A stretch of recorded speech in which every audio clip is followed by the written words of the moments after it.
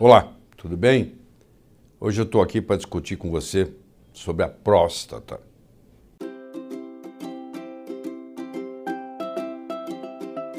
A próstata é uma glândula, por dentro dela passa a uretra. A próstata normal, no jovem, ela tem mais ou menos em torno de 20 gramas. Mas um dos problemas que o homem enfrenta é a chamada hiperplasia prostática benigna, que essa próstata começa a aumentar de tamanho. E como a hiperplasia prostática benigna, que é chamada de HPB, hiperplasia prostática benigna, a uretra está passando no meio da próstata e a hiperplasia ocorre de dentro para fora. Então, quando você tem um aumento no tamanho da próstata, você começa a ter problemas de micção, você começa a ter dificuldade para urinar. O fluxo já não é tão intenso, às vezes tem que fazer força para urinar, às vezes começa a pingar na cueca, você tem uma pequena incontinência e geralmente a preocupação é muito grande, que a pessoa quando vê isso, o paciente quando vê isso, ele fala assim, nossa, será que eu estou com câncer de próstata? Vai com calma. Por quê? Porque se tem muita sintomatologia, geralmente não é câncer, porque você quer saber qual o principal sintoma do câncer de próstata? Pois é, eu vou dizer para você. O principal sintoma de câncer de próstata é não ter sintoma, é silencioso. Por que o câncer de próstata não dá sintoma? Quando você descobre, você já tem. Porque ele ocorre na periferia da próstata e a uretra está passando lá dentro. Então, quando você tem toda essa sintomatologia de micção, que não tem nada a ver com câncer. Tem uma segunda coisa para lhe dizer. O grande filósofo Tim Maia tinha uma frase que ele dizia assim, ó, uma coisa é uma coisa, outra coisa é outra coisa. Aqui se aplica muito bem a filosofia do Tim Maia. Hiperplasia prostática benigna é uma coisa, câncer de próstata é outra coisa. Um não vira o outro. Ah, te trouxe bastante tranquilidade, hein? Você estava preocupado porque aquele aumento da próstata pode virar câncer? Não, não tem jeito de virar. São duas doenças distintas. A hiperplasia prostática benigna ocorrendo do centro para a periferia e o câncer ocorrendo da periferia para o centro.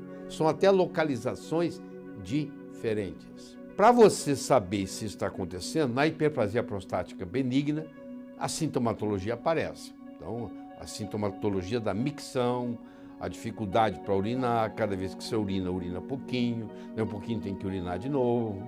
Aí você tem, às vezes, que acordar à noite por causa disso, atrapalha profundamente seu sono. Isso é um problema sério, porque se você levanta 2, 3, 4 vezes para urinar, você acaba não tendo, naquela noite, um sono reparador. Isso vai repercutir em toda a sua saúde. A hiperplasia prostática benigna, ela chama benigna porque ela é benigna, do ponto de vista de próstata. Mas ela pode repercutir muito. Então, se isso está te incomodando tremendamente para dormir, você tem que checar com o seu médico se você pode tomar alguma coisa para que você não urine muito durante a noite. Existem substâncias alfa-bloqueadores, que o seu médico conhece muito bem, e que vão permitir você acumular mais na bexiga e só descarregar a bexiga a parte da manhã. Deixa eu falar para você agora de um exame que, na minha opinião, um dia vai sair do mercado, que se chama PSA, que é o antígeno prostático específico, que tem uma gradação, você pode ir de 0 a 4, de 4 a 10, acima de 10. Tem significados diferentes, mas nós não vamos entrar nessa conversa aqui. Eu só gostaria de dizer para você que existem vários fatores que aumentam o PSA. Por exemplo, se você cavalgar, fizer equitação, se você teve relação sexual, se você andou de bicicleta, se você fez uma ginástica intensa, se você correu uma maratona, tudo isso contribui para aumentar o PSA. Então, o PSA, ele tanto aumenta no caso da hiperplasia prostática benigna, quanto ele aumenta no caso do câncer. Então, geralmente, tem uma dificuldade, aumentado, será que é câncer, será que não é? E a pessoa fica apavorada e começa a fazer biópsias. Eu quero que você entenda o que é a biópsia. A biópsia é o seguinte, vai fazer mais ou menos uns 18 furinhos na cápsula da sua próstata e vai ver se ali tem alguma coisa. Eu quero fazer uma analogia aqui para você. Você imagine que eu tenho um lago e que eu crio carpas nesse lago. E você vai me visitar e eu vou mostrar para você que eu crio carpas, que a água está escura. Eu jogo uma rede e quando eu puxo a rede não tem carpa nenhuma na rede. Significa que não tem carpa no lago? Não, não significa nada, porque o peixe não foi pego na rede, não estava naquele lugar. A mesma coisa acontece com a biópsia de próstata, porque quando você faz uma biópsia de mama, o problema da mama tem um nódulo. Você vai pela ultrassonografia e faz a biópsia no nódulo. Só que a próstata não tem nódulo. Então eu não tenho um parâmetro para dizer aqui que eu vou biopsiar. Eu vou fazer 18 biópsias, tem suas complicações. Eu procuro no Dr. Google, você vai ver, tem gente que fica internado por um mês depois de uma biópsia de próstata, tá? Porque às vezes pode sangrar. E quando vem negativo, não é garantido também que não tenha nada. Porque você jogou a rede, não pegou peixe, não significa que o lago não tenha peixe. Simplesmente o peixe não caiu na rede. Você fez a biópsia, mas se você está fazendo a biópsia de um lado e o câncer está do outro lado, você não vai pegar.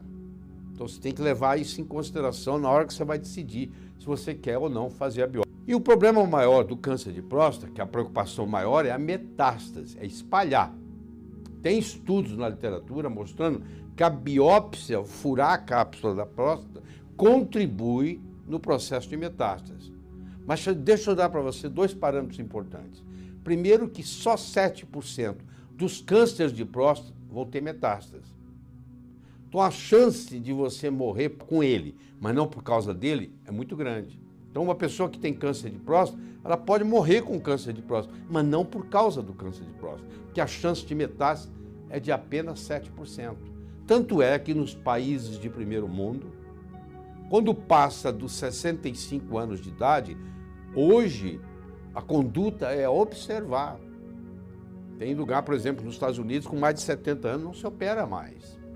E já de 65 a 70 tem restrições muito grandes para operar, entendeu? Eventualmente, todo homem vai ter câncer de próstata. Eles têm estudos mostrando pacientes com 90 anos de idade ou mais, que morreram por outras causas, submetido à autópsia. Sabe quantos por cento tinha câncer de próstata? Com mais de 90 anos? 100%. Todos os pacientes que morreram com mais de 90 anos, por outras causas, quando feita a autópsia, quando estudado a próstata, tinha lá um câncer de próstata pequenininho lá guardado. Porque o câncer de próstata, ele leva 20 a 30 anos para evoluir.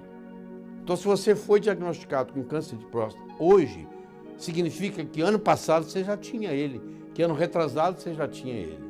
Agora, eu pergunto para você, raciocina aqui comigo. Você é diagnosticado hoje com câncer de próstata, por que você tem que operar amanhã de manhã? Isso é uma coisa que levou 30 anos para chegar naquele ponto. Não é melhor você se preparar melhor para a cirurgia? Não é melhor você fazer uma alimentação apropriada, ter alguns dias para poder colocar sua vida em ordem, etc., do que amanhã de manhã tem que operar? Eu não entendo essa pressa, como muitos que estudam isso não entendem. Quanto maior for o percentual do PSA livre comparado com o PSA total, menor é a chance de ser câncer. Então eu posso ter um PSA de 12, mas se o PSA livre é 25%, por exemplo, isso é praticamente uma hiperplasia prostática benigna ou uma prostatite. Porque quem tem hiperplasia prostática benigna tem uma predisposição à prostatite. Então eu quero que você saiba disso. Uma doença não vira outra, hiperplasia prostática benigna é uma coisa, câncer de próstata é outra, uma coisa não vira outra. Se você tem mais de 65, 70 anos de idade, provavelmente observar é a melhor coisa, não vai operando assim. E como é um câncer de evolução lenta, você não pode ser amanhã de manhã. E lembrando-se de que quanto mais sintomatologia você tiver, maior a chance de ser hiperplasia prostática benigna do que câncer. Existem vários alimentos que são úteis no tratamento da próstata. Um desses alimentos, que o componente é o licopeno. O licopeno é uma substância que ajuda muito, tanto na hiperplasia prostática benigna, quanto mesmo na prevenção até de câncer. Só que o licopeno é uma substância lipossolúvel. Ele não é uma substância hidrossolúvel. O que quer dizer isso?